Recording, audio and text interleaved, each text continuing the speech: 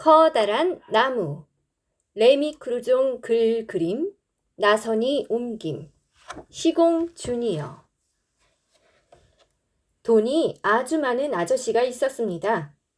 어느 날 아저씨는 비행기를 타고 여행을 갔습니다.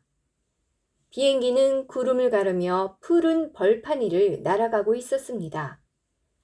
아저씨는 조금 피곤했습니다. 그래서 이따금 창밖을 내다보았습니다. 갑자기 아저씨 눈이 휘둥그레졌습니다. 아저씨는 비서에게 외쳤습니다. 조종사한테 여기에서 내리겠다고 해. 여기 말씀이십니까? 그래, 바로 여기. 그리고 지금 당장! 비행기가 땅에 내려앉자 아저씨는 곧장 어디론가 달려갔습니다. 바로 커다란 나무가 있는 곳이었습니다. 나무에는 수많은 새들이 앉아 있었습니다. 아저씨가 비서를 불렀습니다. 이걸 가져가야겠어. 앵무새 말씀이십니까? 아니, 이 나무 말이야. 아저씨는 자기 성에 있는 수영장 옆에 그 커다란 나무를 옮겨 심고 싶었습니다. 비서는 숲과 물길을 잘 아는 기술자 한 명과 30명이나 되는 정원사를 불렀습니다. 정원사들이 나무에 빙 둘러서서 땅을 파기 시작했습니다. 일은 며칠이나 계속되었습니다. 정원사들은 엄마품 같은 땅에서 커다란 나무의 뿌리를 하나하나 떼어내었습니다. 어느 날 저녁이었습니다. 일이 거의 다 끝나갈 무렵 기술자가 비서한테 말했습니다. 여기서 그만두는 게 좋을 것 같습니다. 마지막 하나 남은 뿌리가 옆에 있는 나무의 뿌리와 단단하게 얽혀 있어요. 그럼 뿌리를 자르세요. 그걸 자르면 아마 이 나무는 괴로워하다 죽을 거예요. 그럼 옆에 있는 나무의 뿌리를 잘라버리세요. 그 나무도 똑같이 죽을 텐데요? 비서는 고민을 하다가 아저씨한테 말했습니다. 아저씨는 크게 화를 냈습니다. 옆에 있는 나무도 사버리면 될 거 아니야. 그 나무는 작은 나무였습니다. 나무는 커다란 나무에서 몇 미터 떨어진 곳에 서서 수백 년이나 되었을 법한 조그만 집 마당에 그늘을 들이우고 있었습니다. 집 앞에는 할머니 한 분이 버들가지를 엮어 만든 의자에 앉아 낮잠을 자고 있었습니다. 비서는 할머니를 깨우고 열심히 부탁했습니다. 하지만 그냥 돌아와야 했습니다. 자넨 도대체 어떻게 말한 거야? 내가 이 나무랑 이 집까지 다 사겠다니까. 그리고 필요하면 그 할머니까지 모시고 가면 되잖아.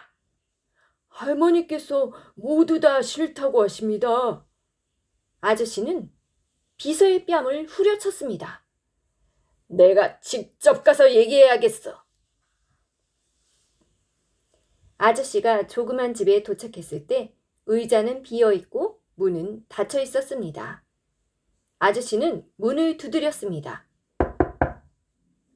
그러자 할머니가 나와 말했습니다. 안 그래도 기다리고 있었어. 할머니는 아몬드 비스킷과 차를 내왔습니다. 자, 먹어봐요. 내가 직접 만든 거라오. 아저씨는 깜짝 놀랐습니다. 지금까지 아저씨한테 뭔가를 거저준 사람은 아무도 없었기 때문입니다. 아저씨가 갖고 있는 건 모두 돈을 주고 산 것이었습니다. 그런데도 아저씨는 아몬드 비스킷을 아주 좋아했습니다. 차는 지금껏 한 번도 마셔본 적이 없었습니다. 아저씨는 항상 커피만, 그것도 설탕과 크림도 없는 진한 커피만 마셨습니다. 아저씨는 차를 마셨습니다. 맛이 정말 좋았습니다. 아저씨는 찻잔을 내려놓으면서 습관처럼 얼마인지 물어보려고 했습니다. 그러다 문득 할머니와 눈이 마주쳤습니다. 할머니 왼쪽 눈에는 커다란 나무의 그림자가 비쳤습니다. 오른쪽 눈에는 조그만 나무의 그림자가 비쳤습니다. 두 나무는 할머니 얼굴에 있는 수없이 많고 가는 주름으로 서로 이어져 있었습니다. 아저씨는 얼굴이 붉어졌습니다.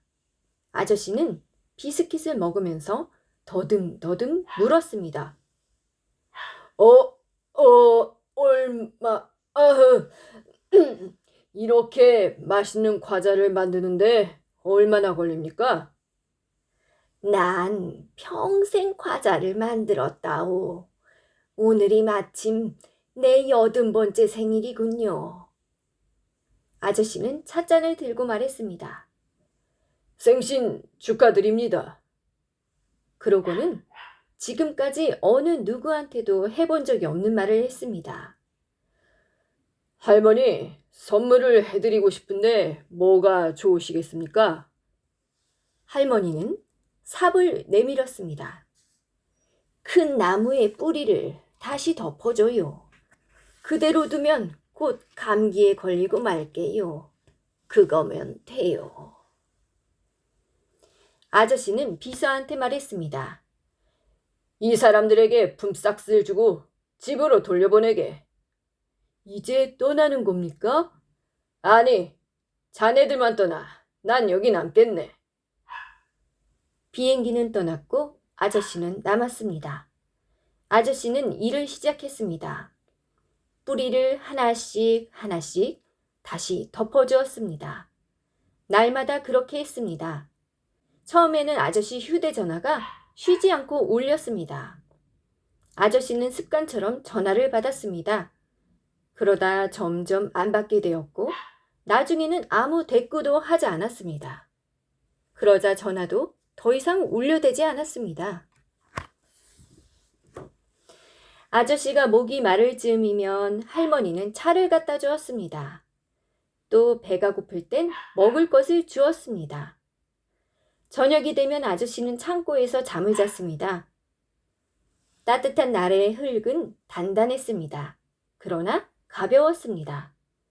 비 오는 날의 흙은 삽질하긴 좋았지만 더 무거웠습니다. 어느 날 저녁 드디어 일이 다 끝났습니다. 아저씨는 할머니 곁에 앉아 나무 둘레에 나 있는 풀을 바라보고 있었습니다. 거칠거칠한 데다 굳은 살이 박힌 아저씨 손에서 찻잔은 금방이라도 깨질 것 같았습니다. 아저씨가 말했습니다.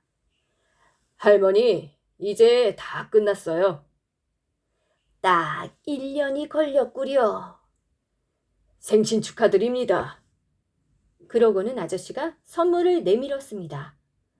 할머니가 선물 꾸러미를 풀자 거기에는 휴대전화가 있었습니다. 아저씨가 말했습니다. 전 내일 떠납니다. 그러나 곧 돌아올 겁니다. 아저씨가 떠나고 몇 주 뒤 갑자기 휴대전화가 울렸습니다. 할머니는 집 밖으로 나가 커다란 나무한테 소리쳤습니다.